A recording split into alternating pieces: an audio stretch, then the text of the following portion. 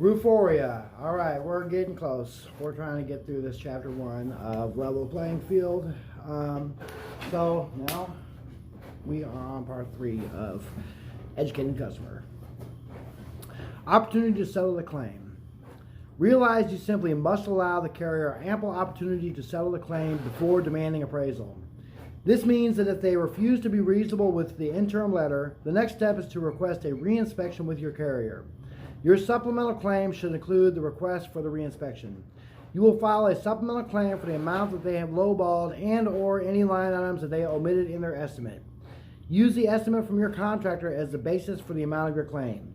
We have included a sample supplemental claim letter for your convenience in the back of this ebook that includes a reinspection request. Feel free to use the letter to create your own supplemental claim letter. Warning, we are not attorneys, so do not copy our sample letter word for word. Your letter must be in your words, but you should convey all the important points that the sample letter does. And of course, you can get this ebook for free. Just contact Steve Patrick, Level Playing Field. Let's see, LP Loss Consulting, I believe is what their company is called. Anyway,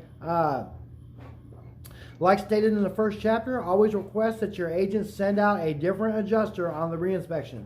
This is common sense. It is human nature for an adjuster who has already been out to attempt to justify their previous estimate.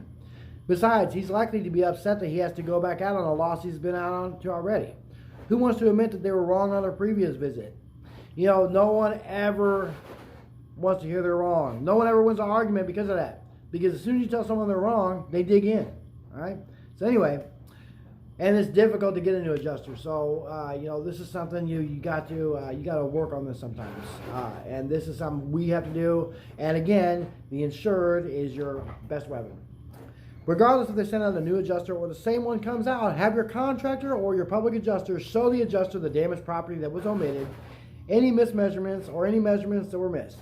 PAs can also justify any pricing differences and negotiate the claim on the policyholder behalf.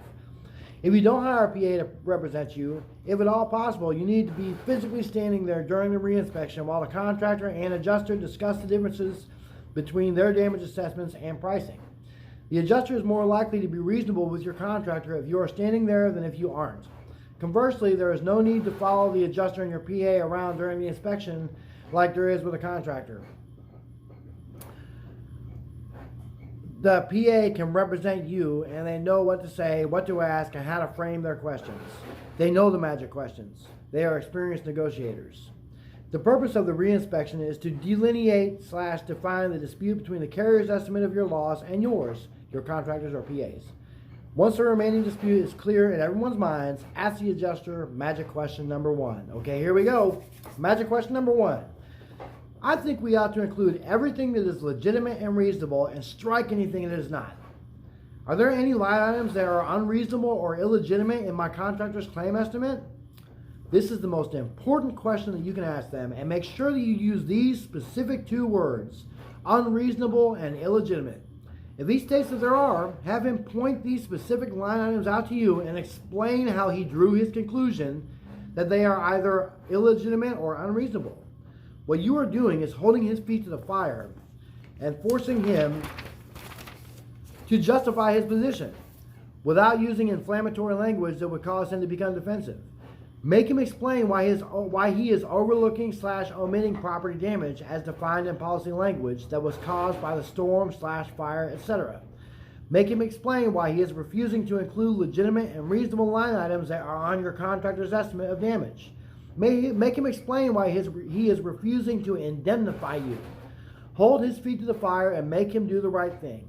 A reasonable position for you to take. Let's say the adjuster states, we don't pay for that, some particular line item. Now you ask magic question number 2. Why do you say that? Again, it is a polite way to ask him to justify his position. If he does not give a reasonable answer, ask magic question number 3. Are you saying that this line item is unreasonable? Are you saying that it is illegitimate? If he continues to state, we don't pay for that, then ask magic question number 4. So you don't dispute that the line item is reasonable and legitimate then? What you are trying to get him to do is either agree that the line item is legitimate and or reasonable, or give a reasonable and cogent reason why the line item is not. Maybe he's right. Well, then he needs to explain why he is right to you. Again, realize that sometimes when an adjuster states, I can't pay for that, what he is actually saying is that he is not allowed to. He has not been vested with the authority from his claims manager to agree to that line item. This is especially common for GCOMP. That's General Contractors Overhead and Profit. He simply does not want to admit that he doesn't have the authority to actually be an adjuster or make adjustments to his estimate. Sometimes he is simply embarrassed that he is just an estimator who is being controlled regarding what to include and or exclude from his estimate. If you suspect this is the case, more common than most people realize, then be straightforward with him and simply ask, do you have the authority to say yes to this? If he says no, then ask who does have the authority to say yes, likely his claims manager. Ask for his manager's name and contact information. If he refuses, then tell him that you will complain to the State Insurance Commissioner's office against him personally for refusing to give his manager's name and contact info.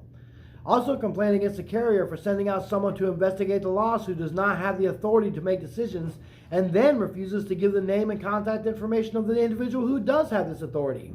Hold their feet to the fire. Call your agent and don't back down. Ask why they sent out someone to investigate your loss who doesn't have the authority to make decisions and then refuses to give the name and contact information of the individual who does have this authority. Hold your agent's feet to the fire as well. Do not cut them any slack. Your agent will not enjoy your spirited conversation with them. Someone has the authority to say yes to reasonable and legitimate line items on your estimate of damage. You have the right to speak with that individual and make your case. I recommend that you study these questions numerous times and write them down and have your notes with you to refer to during the reinspection. Remember the magic questions that hold the adjuster's feet to the fire and force them to explain and justify their position on the issues that remain in dispute. And I'm going to cut this one short. We will come back and finish with one more video to end it.